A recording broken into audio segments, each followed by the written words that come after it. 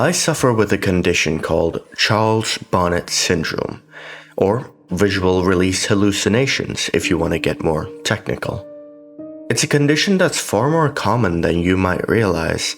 It's estimated that as many as half of people with gradual loss of vision will experience one or more bouts over their lifetime. Yet, I'm willing to bet that most of you have never heard of it. The reason for that is because most sufferers are scared to tell anybody what we experience. I know, I was, but I'm getting ahead of myself. My name is Andrew, and I'm 26 years old. 2 years ago, I woke up with awful blurred vision. Every single edge and detail clouded, as if somebody had smeared Vaseline on a camera lens. It never got better. I was scared then, and got over to Dr. Harper's surgery as fast as I could, suddenly needing to take a cab rather than climb into the car I'd driven without incident ever since I'd bought it 3 years prior. The doctor did some tests, asked me some questions. Have you been much thirstier lately? How often do you urinate? How would you describe your tiredness levels? And then he gave me the diagnosis that changed my life forever.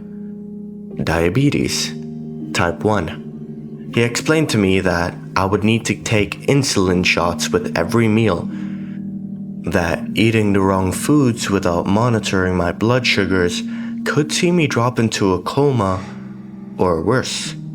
Then he got to my eyes. Andrew, your diabetes has resulted in maculopathy. Do you know what that is?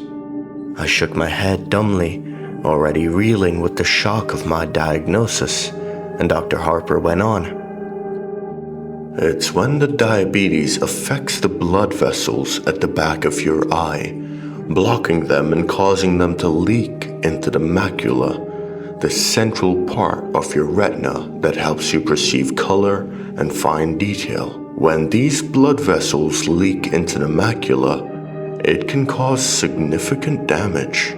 With a lump in my throat, I asked, "Okay, so how do we make this better?" I couldn't see Dr. Harper's face properly when he spoke, but his tone of voice was enough to tell me what I'd been dreading. I'm sorry, Andrew. Perhaps if we had caught this a little sooner, we might have had some treatment options available to us. But I'm afraid the damage had been pretty extensive.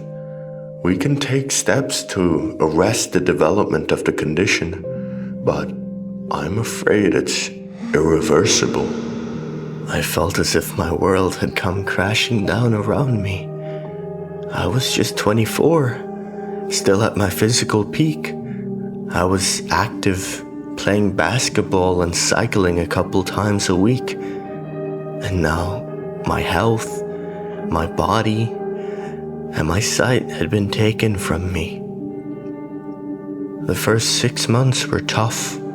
I broke up with my girlfriend, a sweet girl called Holly, who tried to make it work but couldn't because I was so damn angry all the time. I lost my job because if there's one thing an architect needs, it's his eyes. I even fell out with a lot of my friends, making excuses not to meet them until they stopped asking. In truth, it was jealousy on my part, envy that they got to keep living while everything I'd ever hoped for had been snatched away. I became recluse, never leaving my apartment, barely bothering to wash, shave, or get dressed each day. I was so sure that my life was over, I stopped even trying to live it. I was an asshole.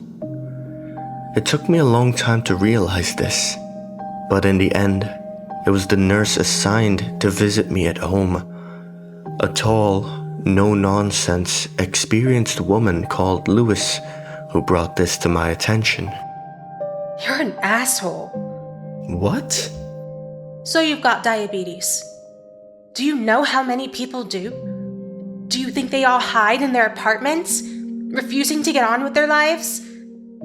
Losing your vision is a terrible thing, and you do have my sympathy, but Andrew, it's no excuse to give up. But you don't... Understand? One of the bravest men I know was paralyzed from the neck down when he was just a child, and he hasn't given up. You can do so much more with your life, and you have people that want to help you do that. But you can't even be bothered to shave that ugly fucking beard off. Stop being a crybaby and make a fucking difference. Of course, it didn't happen overnight, and I argued with her. I was furious at her blunt insensitivity and told her to leave. I said I'd tell her superiors, but she laughed and told me I wouldn't. You won't because you're a smart guy and you've got too much pride for that. I'll see you next week. That night I shaved. I opened my curtains and actually looked around. Things were blurry, but when I really looked, I could see things scattered around my home. The mess I'd let it become. When Lewis came back the following week, the place was tidy. I was clean shaven, dressed. I'd even attempted to comb my hair. She didn't say anything about it. Didn't mention the argument we had the week before. But she took me out for coffee down the street. She guided me along the sidewalk to the coffee shop, talking to me, reassuring me. It was daunting, even though it was less than a block away, but I felt so proud when I got there. We talked, me and Lewis. I think I even laughed. Afterwards, she walked me home. Then, when she helped me back inside, she said, "It's nice to meet you at last, Andrew." That day was the beginning of my new life. I moved into a new apartment, a ground floor place, and joined a group of other young people with visual impairments. I made friends. I got out every day, even if it was just a short walk, but I made a point of seeing what I could of the world. I bought what I could, but the Sawyers, the old couple that ran the local store, would bring my groceries by once a week. Clark's a gruff old coot, so he refuses to coddle me, and he's told me that he respects me for being like I am, for maintaining my independence, for not giving up. From a guy like him, that's one of the sweetest things I've ever heard. Things were going so well, and then, 1 year ago, it started. I walked into my living room, a mug of coffee in my hand, and I saw a Victorian funeral carriage stood right there on my rug, complete with 2 huge, proud horses in full livery, adorned with long black palms on their bridles. They stood perfectly still while the driver, a small bearded man in a period costume and a top hat, fidgeted with the reins and peered at me expectantly. Bizarrely, they were far clearer than the usual blurry shapes that I can see. I damn near pissed my pants. I dropped the cup, spilling scalding hot coffee over my bare feet, jumping backwards with a cry of pain and alarm when I returned my attention to the horses and carriage back in the room. They were gone. In that moment, I wondered if I was going mad.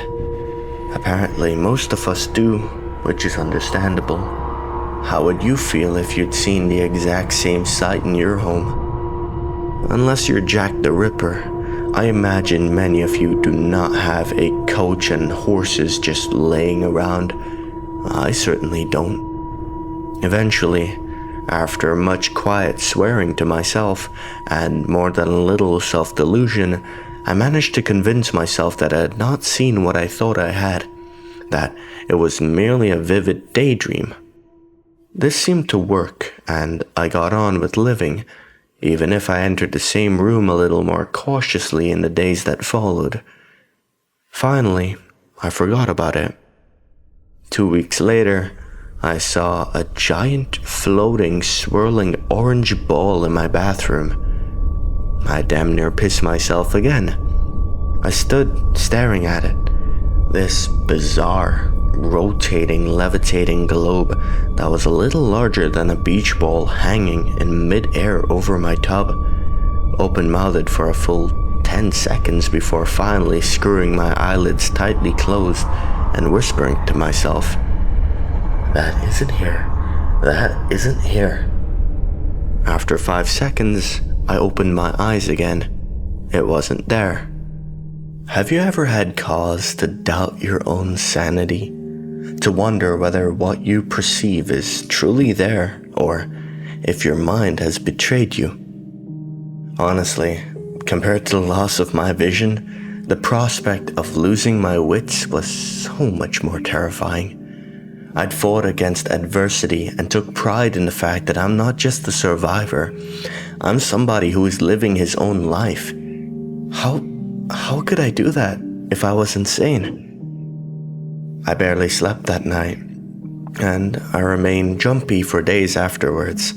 Any sign of movement or an unfamiliar shape would send my pulse racing, would cause me to doubt whether it was truly there. It was the toughest time I'd ever been through, worse even than that time after I was diagnosed with diabetes. At least when Dr. Harper had told me about the diabetes, I had a definitive prognosis. I was given facts by a medical professional. My affliction was physical. It had a name, and most importantly, it had a treatment plan. This was something else. My own mind had turned against me. My senses and perception of reality had become twisted and unreliable. It's only when you're in that position that you realize just how terrifying it is. Your senses and the way in which your brain interprets them are your only true defenses against danger. You perceive danger and you avoid it, preventing your body from being harmed. But what happens when you can't trust your perception to alert you to dangers that are truly there? Lois picked up on the problem first. Noticing my skittish manner, she asked me what was wrong, if I needed to talk about anything, but I told her no. I was fine, but I hadn't been sleeping well. The last part was true. I hadn't been able to sleep a wink. Just the very thought of being institutionalized, spending the rest of my days being sedated, blue pajama-clad zombie in a white room with only the echoing cries of my fellow inmates for company, terrified me beyond measure. But what was the alternative? Live life as a risk to myself and others? Ultimately, I chose to ignore it. I reasoned that if I was able to function around other people without them realizing what was going on, that was good enough. A full month passed before the next incident, and I really did think that maybe I'd put this whole mess behind me. With every passing day, my confidence had grown, so that Wednesday morning I'd stepped out onto the sunny street feeling pretty carefree. Each Wednesday I'd treat myself to a latte down at Joe's, the same coffee shop that I'd visited with Lois.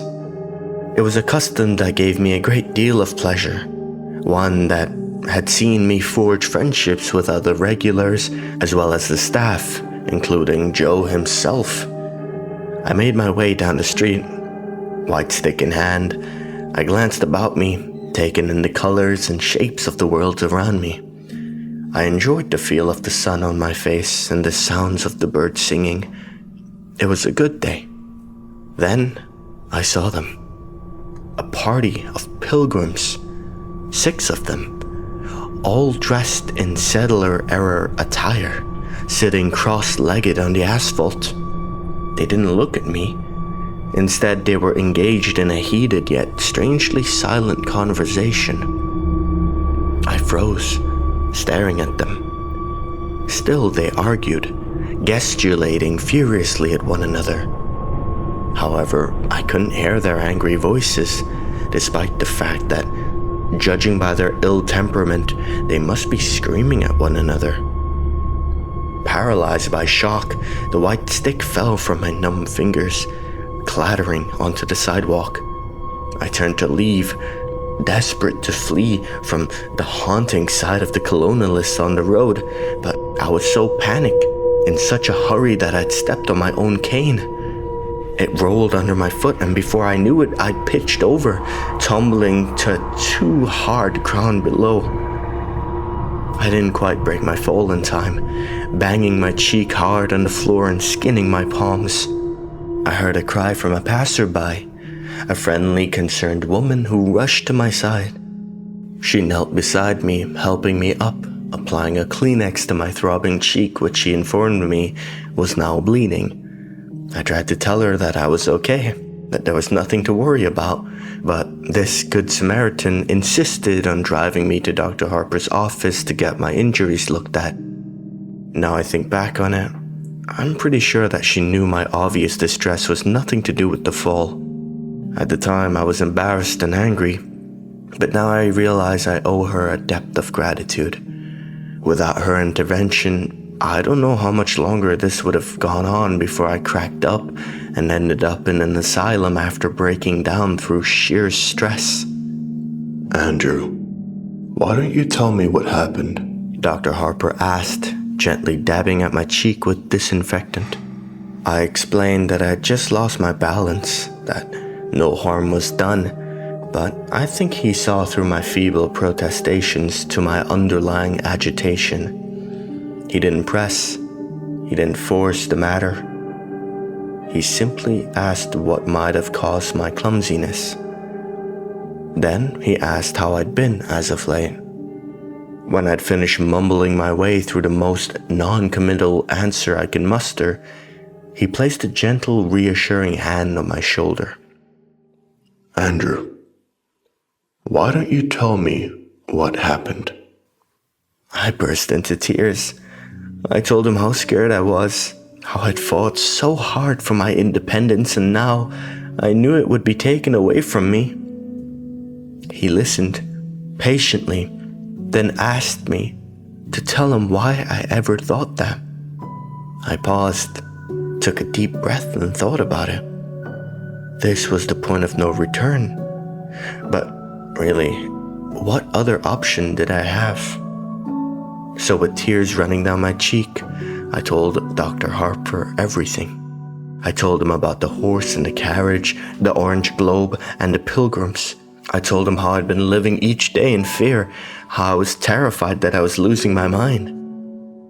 Dr. Harper thought for a while. Then he said, Andrew, I don't think that you're losing your mind.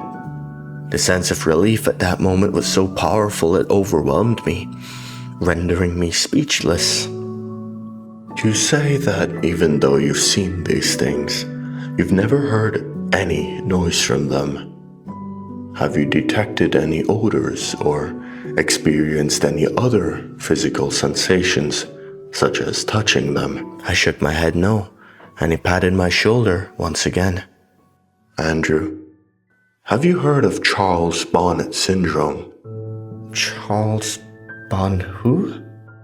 Okay, let me explain. Charles Bonnet was a Swiss naturalist who was born in the 1700s. He discovered a curious condition in his elderly grandfather, who was nearly completely blind due to cataracts. The old man regularly experienced visual hallucinations, including random patterns and even people and places. Sound familiar?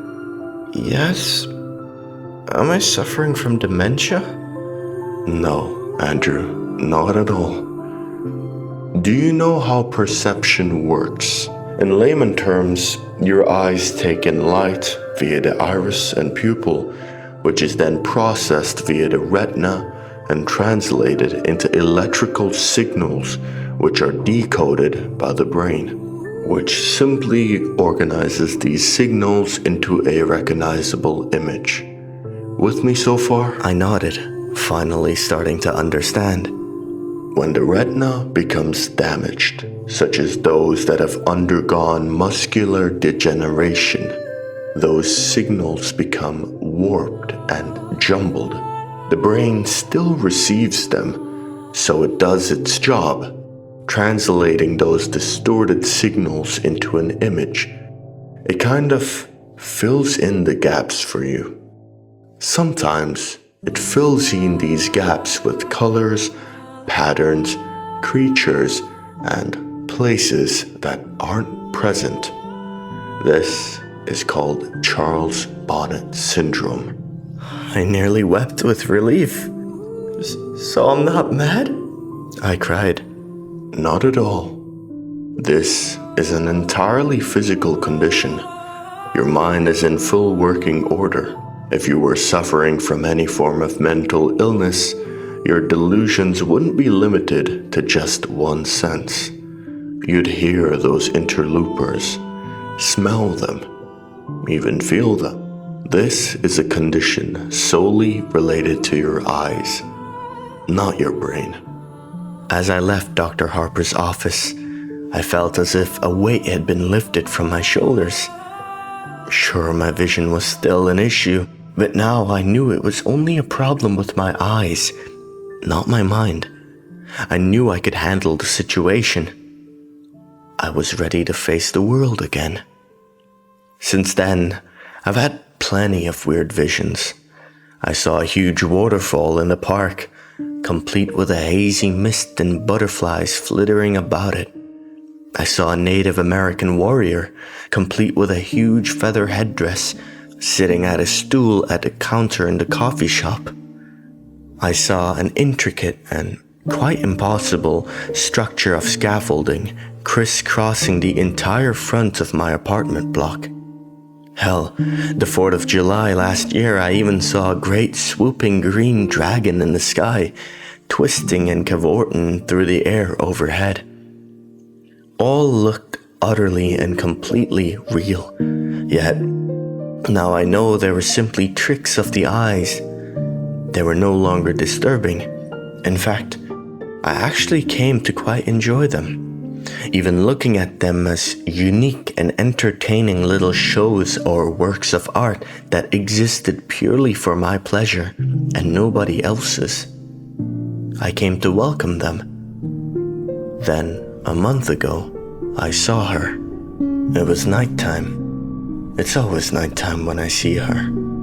And I was just getting ready for bed.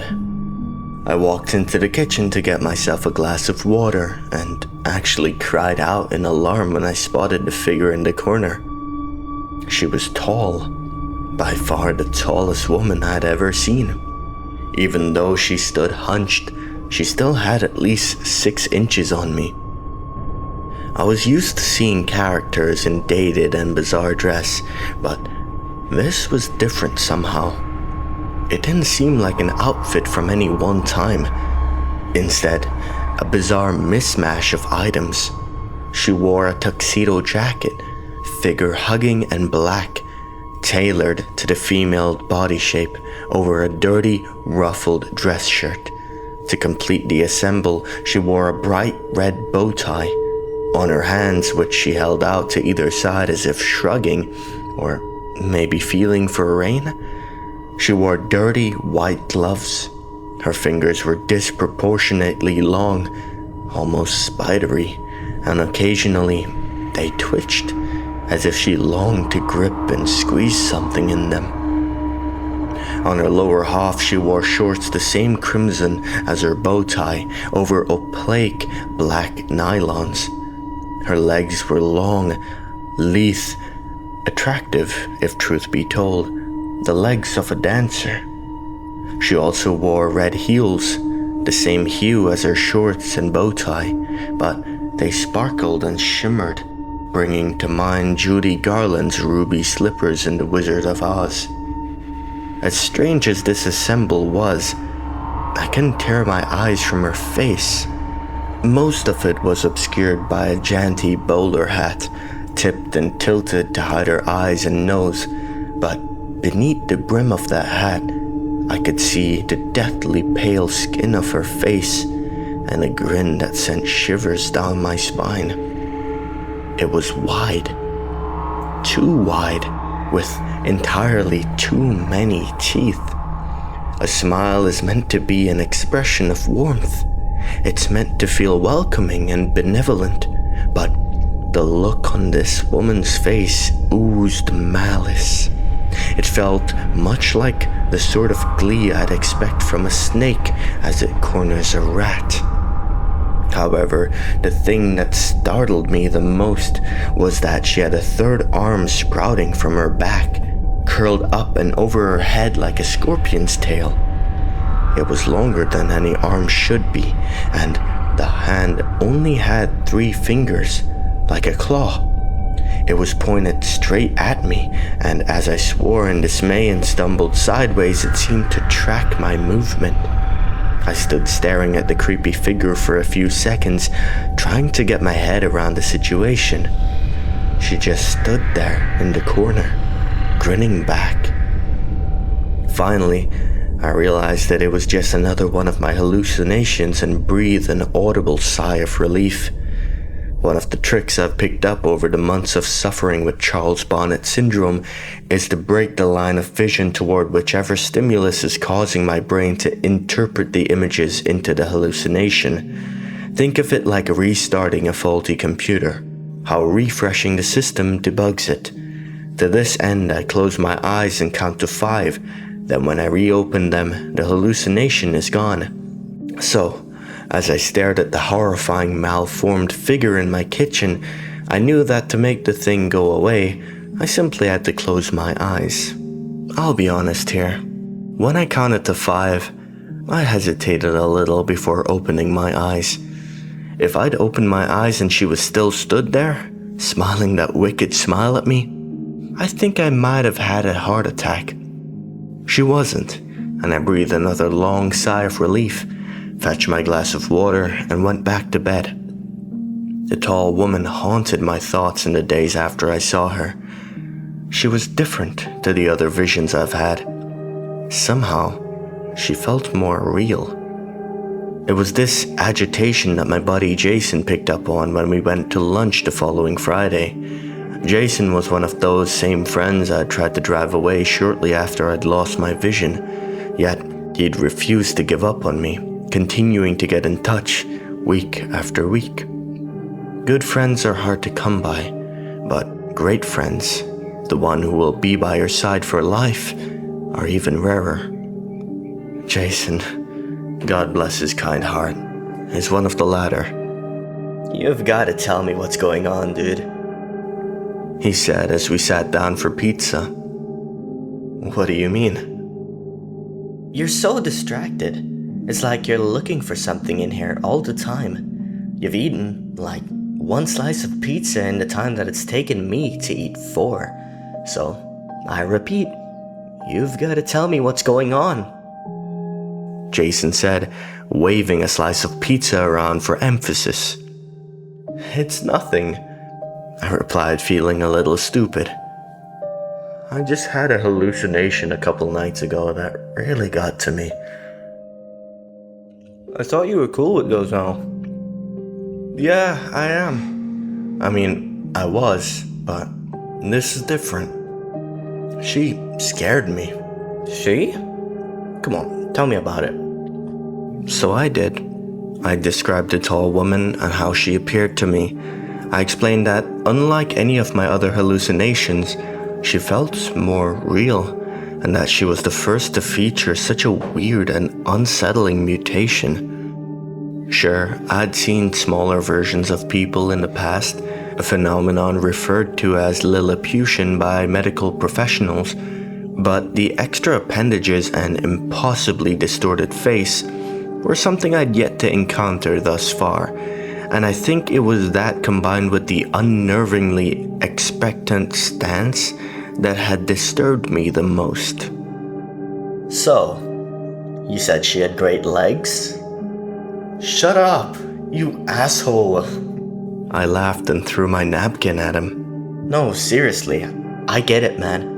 If I walked into a room and a giant mutant was waiting for me, it scared the shit out of me too. But you know what caused you to see this. It's like that coachman and the waterfall you saw. It's a condition that you know you have, and it's the one that you know how to deal with, okay? I know. Thanks, man. You're right.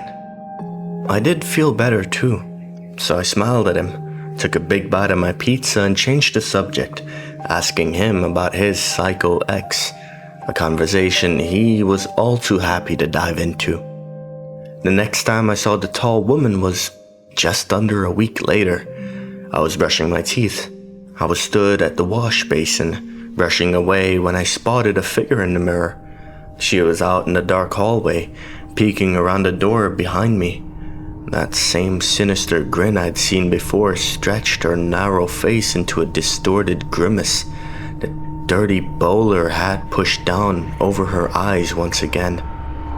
Each of those 3 long, spindly hands gripped the doorframe. As crazy as this sounds, it felt like she was trying to avoid being spotted. I cried out, spitting toothpaste foam all over the mirror, my toothbrush clattering into the basin. I spun around, my heart thumping in my chest, my breathing ragged in my throat. She wasn't there. Of course she wasn't. The doorway was empty. I tiptoed forward, hesitantly trying to look around the doorframe around the hallway without actually sticking my neck out into its shadowy confines. The seconds ticked by as I drew closer and closer. I couldn't see anything, so finally, with a whisper of self-affirmation, I stepped out of the bathroom. The hallway was empty, as was the rest of my apartment. I was shaken again. This was the first time I'd seen a hallucination in a reflection, and I wasn't even sure that I'd actually seen it. Now, as I sit here recording this, knowing what would follow, I think I thought like that to try to protect myself, to shield myself from the truth. I was an idiot. A full fortnight passed without an incident. Sure, I saw a flash of color one day, a dancing yellow lightning bolt that zigzagged back and forth on the street outside my apartment, but that was exactly the sort of thing that I'd come to expect from my condition. It was exciting, otherworldly, but it wasn't scary. Not like she was. In retrospect, that fortnight was blissful. It was a reminder of what life could be like, the existence that I'd carved out for myself since my diagnosis. Life was good. The night that changed the way I viewed the tall woman. Last night, I'd been out and had a couple drinks. I'd met with the other guys with visual impairments for dinner, and we ended up in a bar afterwards. I wasn't hammered, but we got through plenty of beer between us, and by the time I stepped out into the cool air night, I felt decently lightheaded. It took me a while to make it home, laughing and talking to a couple of the other guys from our group as we strolled along. It had been a great evening. It's probably the last truly good one I'll ever have. I bid the other guys good night, and fumbling with my key, I let myself in. With swaying steps, I strolled into my hallway, slamming the door a little too loudly behind me. I took off my jacket, hung it on the hook by the door, and then hit the light switch. She was waiting at the end of the hallway. All 3 hands held aloft into claws reaching for me. That same maddening, malevolent grin on her pale face. I swore again, louder than ever, actually jumping back a step, recoiling from the impossibly tall and terrifying figure lying in wait in my own home. The tall woman didn't move. She just stood there, staring and smiling at me. I stared back, but I sure as hell didn't smile. Jesus Christ, I muttered under my breath. You know how you can feel a little paranoid after a few beers? That feeling of non-specific post-alcohol dread? Imagine that combined with a giant grinning mutant woman suddenly appearing in your own home. Suffice it to say, It was very, very, very uncool. I don't need this. I sighed and closed my eyes. 1, 2, 3, 4, 5. When I opened my eyes, her face was just a foot from my own, grinning wider than ever. She dashed the length of the hallway and was now stood so close that her long, grasping hands were at either side of me. Her fingers twitching and clawing at the air around my face. I could see her chest heaving as if she were actually laughing silently at my attempts to dismiss her, as if the thought that I could ever be free from her was amusing.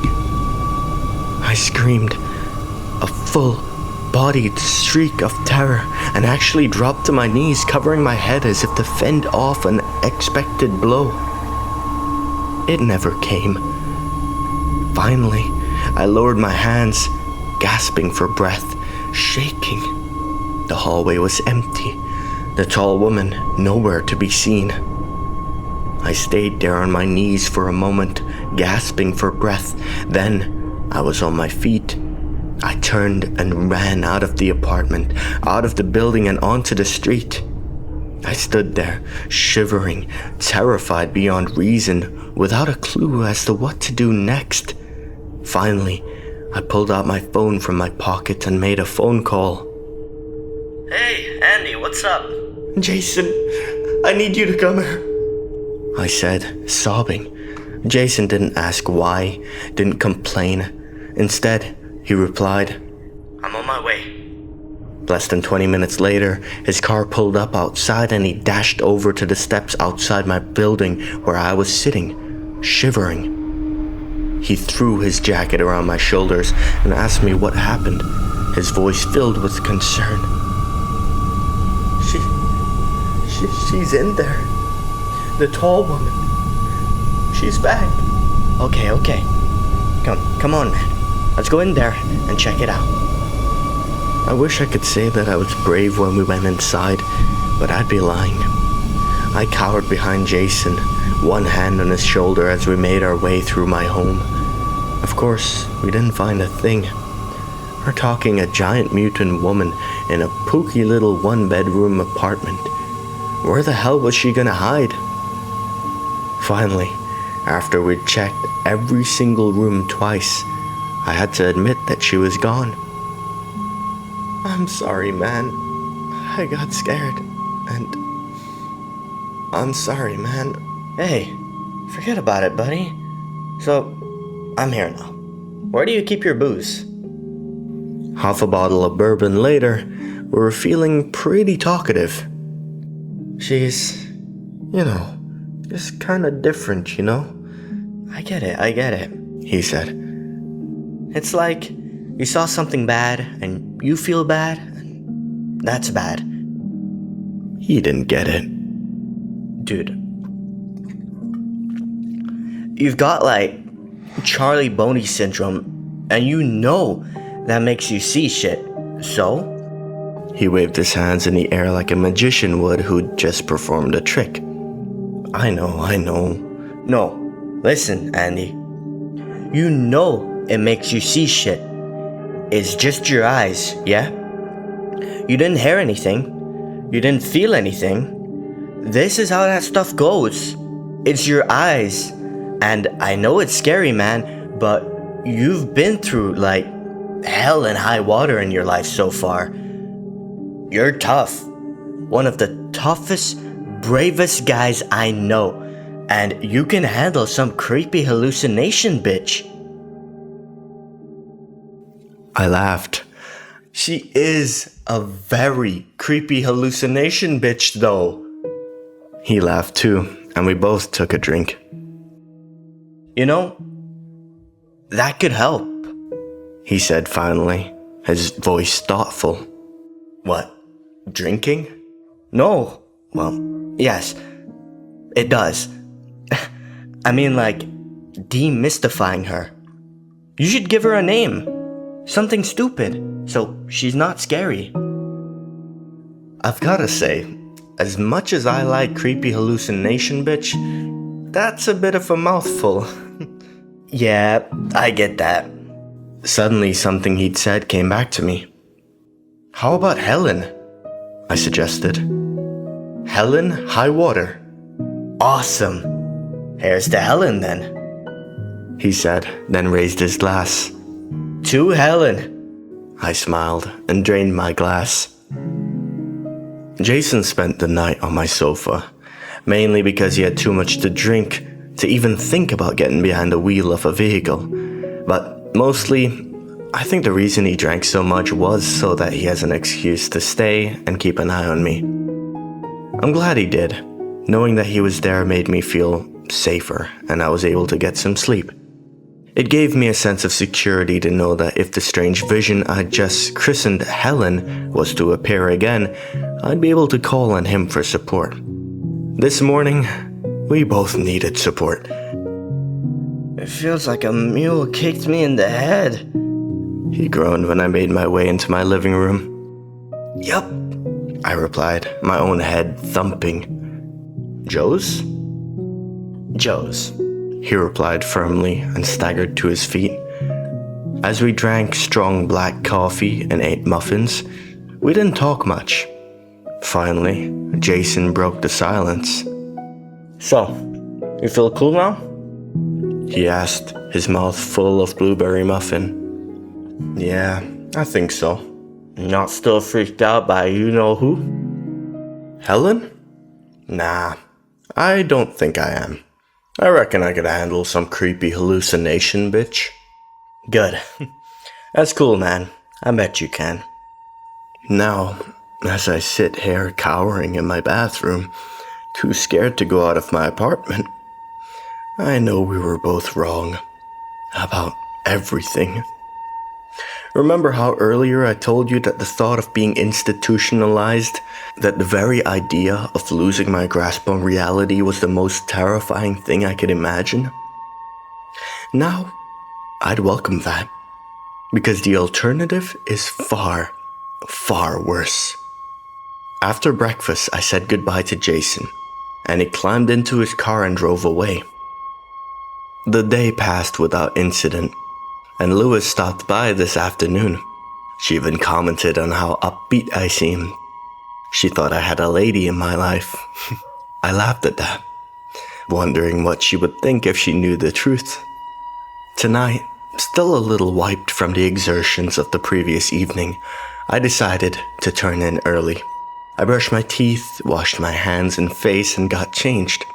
Finally, I fetched a glass of water and walked into my bedroom. I climbed into bed and instantly felt so relaxed. Within mere seconds, I was ready for sleep. That sudden, overwhelming drowsiness that comes when you spent your whole day keeping sleep at bay, I decided that resistance was futile and sat up to switch off the light. I nearly didn't see her, but as I reached for the switch, I caught a glimpse of something out of the corner of my eye. My heart leapt to my throat as I turned to the foot of my bed. The tall woman was crouching there, her grinning face staring at me from just beyond my feet. So many teeth. Her long, slender fingers spread out over my blankets, twitching slightly as she gripped the end of the bed. Slowly, excruciating so, her third misshapen arm came into view over her shoulder, joining her other arms on my bedding. I froze, utterly petrified.